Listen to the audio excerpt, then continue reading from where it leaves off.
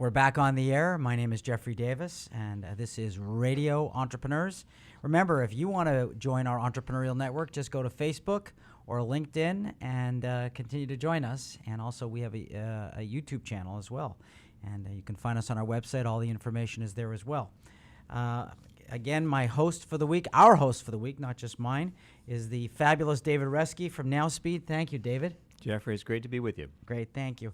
And our next guest is Tom Skelly, CEO of Deland Gibson Insurance. Welcome. Thanks, Jeff. Great. Why don't you tell us about Deland Gibson? Deland Gibson's a family-run, locally owned operation in Wellesley, Massachusetts. We've been around for about 115 years, but we do things a little differently. We're entering into our fourth generation as well, but we do things a little differently there. We call it the Deland Gibson difference. It's a different way to approach the property and casualty insurance marketplace. Well, you know, for a lot of people, P&C is a commodity, so tell us about the difference. What we attempt to do is bring pre-loss and strategies to the table. We have two goals in our whole process: lower the total cost of risk and make you more attractive to the insurance underwriting community. And the way we do that is we put together a risk reduction plan. It's about a 4-step process we go through. We ask a lot of questions. We don't talk about product or policies or deductibles or limits. We talk about risk. And we think there's 3 risks within every business: business risk, hazardous risk, and strategic risk. Strategic risk is anything that impacts the value of the company, a lawsuit, a reputational hit, like Target got when all the cyber security stock. issues. Sure. There's a huge reputational hit there. Their stock price dropped 6 points, which is a huge hit on their value of their company. So that's a strategic risk. Business risk are the policies and procedures of the business. You know, what have you got?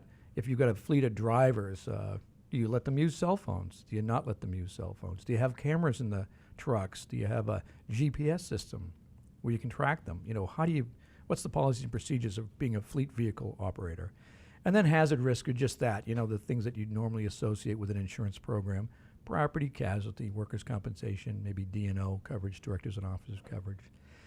There's only 5 ways to manage those 3 risks: prevent, mitigate, transfer, assume, or finance. And assumption and finance are deductibles and gaps, and finance is the purchase of insurance. Those are the 2 most expensive ways to manage those 3 risks. So we try to concentrate on preventing risk, mitigating risk, and transferring risks.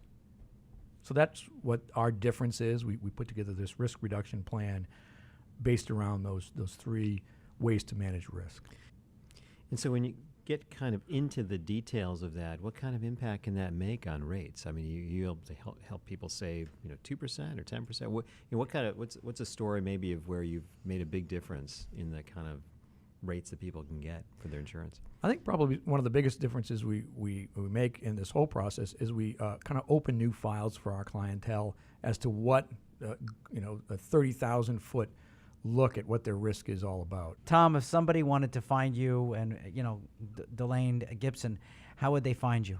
Best way is the internet, www.delandgibson.com, or I'm T-Core Guru is my, which is Total Cost of Risk Guru. TCOR Guru is my Twitter handle, and you can get in touch with me that way as well. And I think that's the most effective way to probably reach out to us. And please check out the website. We've got white papers on there about risk and how we've assisted people, and some other informational items that I think people have found informative to help them move forward with their risk.